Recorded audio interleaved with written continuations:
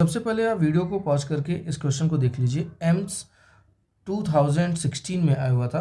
पहले एम्स और नीट अलग अलग हुआ करते थे। तो यहाँ पे इन्होंने बोला है कि दो ब्लॉक्स हैं जिनके मासेज इक्वल है M1 और M2, और M2 वाला ब्लॉक जो है ऐसे वर्टिकली हैंग हो रहा है with the help of a string जो कि कनेक्टेड है M1 से।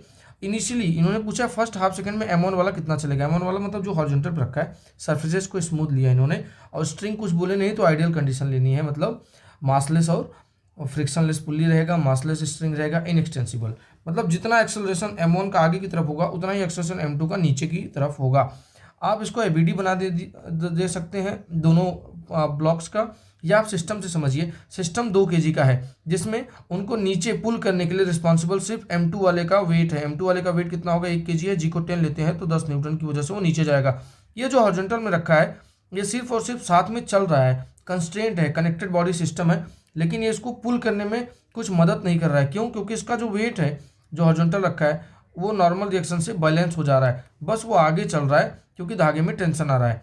तो समझिए 10 न्यूटन के फोर्स की वजह से ये खिंचा रहे हैं। तो net external force applied on the system, अगर हम न्यूटन्स लॉ के अकॉर्डिंग बात करें सेकंड लॉ से, तो मास ऑफ सिस्टम कितना हो गया आपका 1 + 1 2 kg, दोनों साथ में चल रहे हैं, 2 kg चल रहा है। एक्सेलरेशन पता नहीं, एक्सेलरेशन कितना है यहाँ पे। नेट फोर्स खींचने वाला कौन है, सिर्फ और सिर्फ ये इसका वेट जो नीचे लग रहा है 10 newton divide by 2 equal to आ गया 5 मीटर पर सेकंड स्क्वायर। तो आप देखिए M1 वाले के लिए देखिए एक्सेलरेशन तो कांस्टेंट आ गया, एक्सेलरेशन कांस्टेंट आ गया, इसका मतलब कि हम इक्वेशन ऑफ मोशन यहाँ अप्लाई कर सकते हैं। तो M1 वाले के लिए S = ut + ½ at स्क्वायर है ना। हॉरिजॉन्टल डायरेक्शन में इसका एक्सेलरेशन उतना ही होगा जितना इसका वर्टिकल डायरेक्शन में होगा, क्योंकि धागा इनएक्सटेंसिबल है।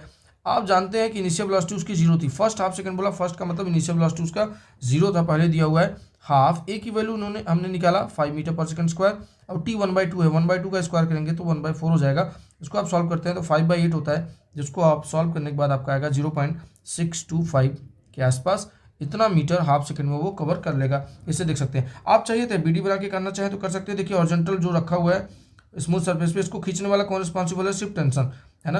तो इसका टेंशन T = कितना हो जाएगा ma, m कितना है 1 kg, 1a मतलब सिर्फ a लिख सकते हैं। और जो वर्टिकली डाउनवर्ड ऐसे गिरेगा कितना, ये m2g मतलब m तो 1 है तो g लिख सकते हैं, g 10 है, तो इस 10 न्यूटन की वजह से आ रहा है। उसको अपोज कौन कर रहा है, धागे का टेंशन, तो नीचे जा रहा है, मतलब 10 Newton - t net force on ये M2 वाला = मास 1 × a। ये दोनों इक्वेशन से आप सॉल्व करेंगे तो भी आपका एक्सेलरेशन इतना ही आएगा, यही आंसर आएगा। ऐसे भी आप सॉल्व कर सकते हैं। Thank you for watching, like and subscribe विज्ञान कौशल चैनल।